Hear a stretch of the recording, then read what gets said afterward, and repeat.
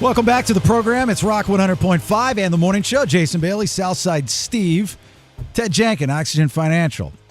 Hey, good morning. Who's that guy, bro? Kyle Lewis, Oxygen Financial. That's the Good morning, sir. You've heard about Kyle. He's usually on the golf course this time in the morning. But right now there's a freeze warning, so he decided to come in. Yeah. Exactly. A little frost. I had to go through some of the Oxygen Financial pain that these guys go through when you work with them, when you have to roll over your 401k or your IRA, whatever it is, from my previous employer, and you call them up and the money that you invested in them and the people that they use. And then Ted's, of course, on the phone with you, and like he was last night. Who was the chick that was on? Was there a girl on with us? Oh, yeah. She just does all the paperwork in our office. So she was on too, and we had to call these people, and the guys didn't realize how much of a sales pitch it is for you to stay with them. Yeah, let me tell you something. You do not want to make that 401k rollover call yourself, because a lot of those companies, people don't realize they have salespeople in other parts of their company. And so they use stall tactics. They'll say, well, Mr. Bailey, did you read the special tax notice?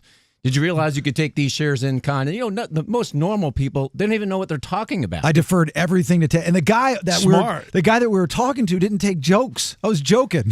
Ted's laughing. The best part about it is that he said, do you allow Mr. Jenkin to talk about your 401k plan? He's like, yeah, I guess so.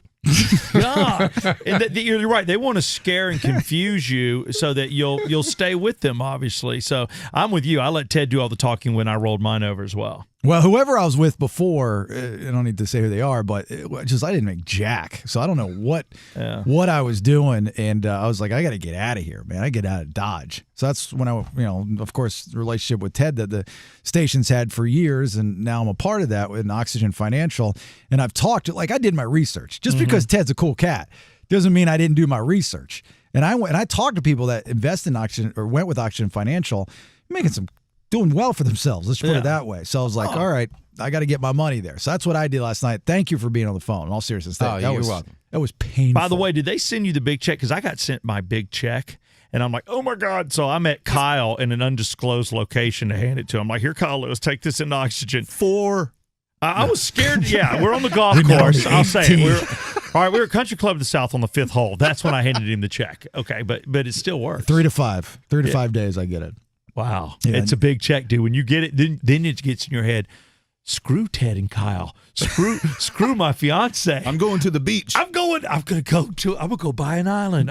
Because that means that buy jet skis. 38% gets taken out in taxes. Yeah, but it's a big check when you see it. Am I right? You don't want to get a check sent to you directly. It must be rolled over to an IRA, because if you do, there can be substantial penalties and taxes and withholdings that you absolutely do not want to have happen. And I'm going to call you immediately when I get that check. I was like, we got to meet, wherever Kyle and Southside met. We're meeting there because I can't. 5th hole. I don't want to hold this. Something's going to happen to this. I know. This is my life for 20 plus years. This is what I've been saving. This is my retirement fund. You know what I did? Put it in an envelope and tape it to your chest.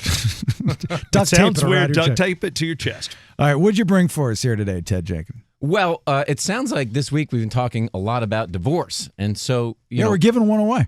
Giving a free one away. Yeah, we're giving a free one, uncontested. Either one of y'all need one? I don't. I'm good. I'm good. Okay, just checking. Kyle, I don't know much about you. You need one? No, I'm good. Thank you. Just checking. He just got married. He's got like a 1-2-year-old kid. I'm just want to be polite. We're offering free divorce. I appreciate the help. Okay. Go ahead. Sorry. But, a lot of people that go through this process, there are financial moves that you probably should be thinking about before you get divorced.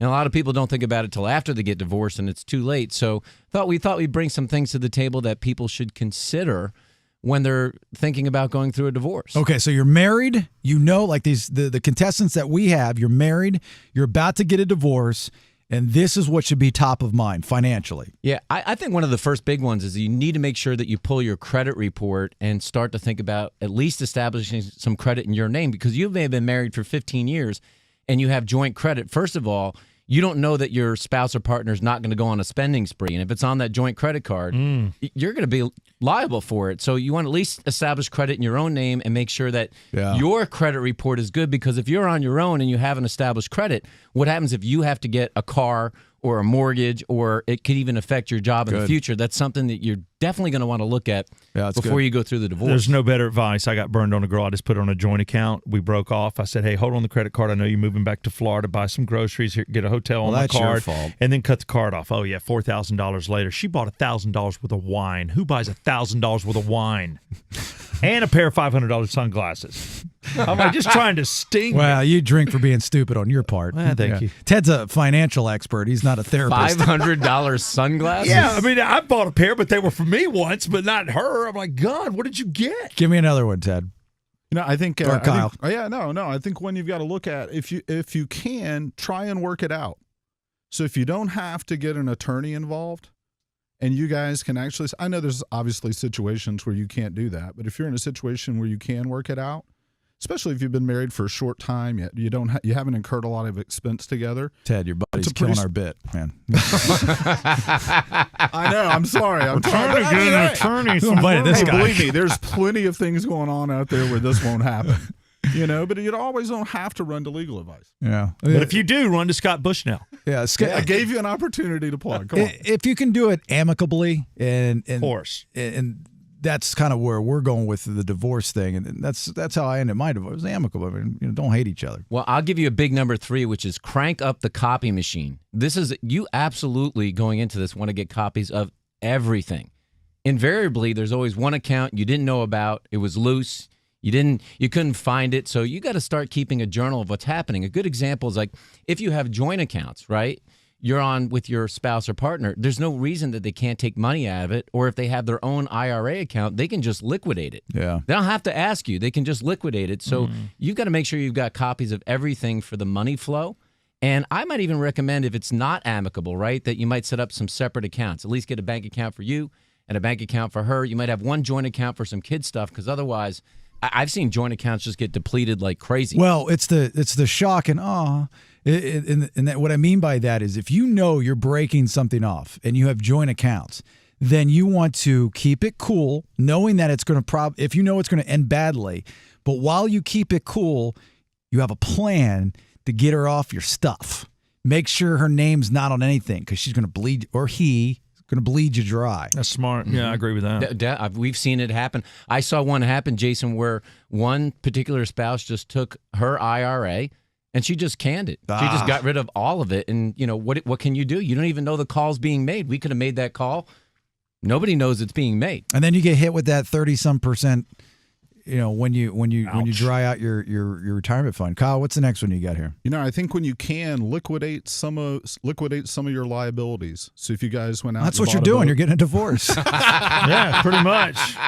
But if you have that second home, where you see divorces really killing people 5 and 10 years down the road is when they're carrying liability payments or having to carry two mortgage payments. Yeah. I mean, it's damning to you for a long time. So if you can, I would get liquid on a lot of those things. See, I look at it as like a spaceship. Like I'm in the mothership. I've got a little small ship for you. That's why I have a side property. I'm like, you just go over there and you take the rental property. I'm staying in the main house. The old spaceship theory. The old spaceship theory. That's it. The little capsule. Well, I think one of the biggest ones is you have to plan for the change in taxes, right? Because if you're going to get divorced this year, you might have filed married joint. Now, at the end of this year, you may have to file single, and that could substantially change your overall tax liability. Hardly anybody plans their taxes. Plus, who's going to get to claim the kids as dependents that year, or who might get the home mortgage interest deduction?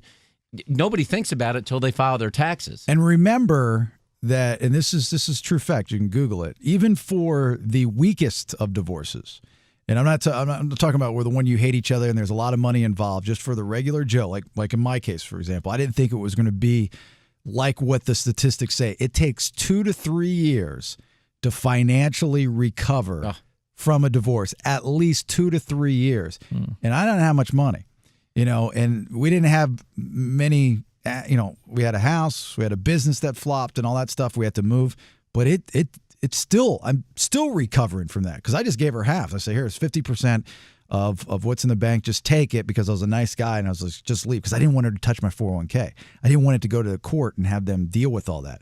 So I was smart. I was like, I'll keep that money, not get hit on the taxes, and just give her that money. You probably gave her more than you should have, just to go ahead and get done too as well. Well, the way I looked at it was I made that money while she was in my life, so I thought it was fair for her to have it. Yeah, I mean, that's why once the divorce happens, which is a nice thing. This is after. That's probably the best time to build out a budget and get a financial plan set, because you're really in stage 2 now. Some people will not remarry. Some people will remarry. But a lot of people don't build that plan, and it can take them more than 2 to 3 years. We've seen people 5 to 7 years. They never really recovered. They didn't get a plan. But I got the dog. That's all you need, man. Absolutely. You need a shoebox. The dog's the most important thing. Yeah, seriously. Get the shoebox with all your ex-girlfriend's pictures, because those are yours, and get the dog and take the damn flat screen, and you're good. I gave her one of the TVs, but I gave her like the really bad one. Here's the small one. She didn't know any better. How you like it? Felt like I got her. All right, give me one last one there, guys. One last one. You're beyond tax changes, you're also going to have benefit changes that you're going to need to start thinking about. Especially if someone's not employed, where they're going to get their benefits, and you start pricing that stuff out. Yeah. Do you shop at Men's Warehouse? You dress nice. Thank you. Nicely. I appreciate that. That is a nice blazer. Look at this guy. He comes in his workout outfit. But he's wearing an Oxygen financial jacket. It's a workout Dude, the jacket. tracksuit is the only way to trade stocks.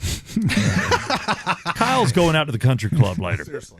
Ted Jenkins running around the Wall Street floor. All right. How can people get a hold of you there, Ted? Look, I think, we put this guide together. We actually have 10 smart financial moves to make before a divorce. Mm-hmm. So if you're going through this process now, and you should go to oxygenfinancial.net, get our free guide on what to do before you get divorced, financially speaking, and go to oxygenfinancial.net and get it today. Yeah, and if you're doing what I did last night and do the rollover thing, definitely get these guys on the phone, because you do not want to do it yourself. It was the biggest pain in the ass of my life. Thank God Ted was there, because if not, I'd have to deal with it tonight.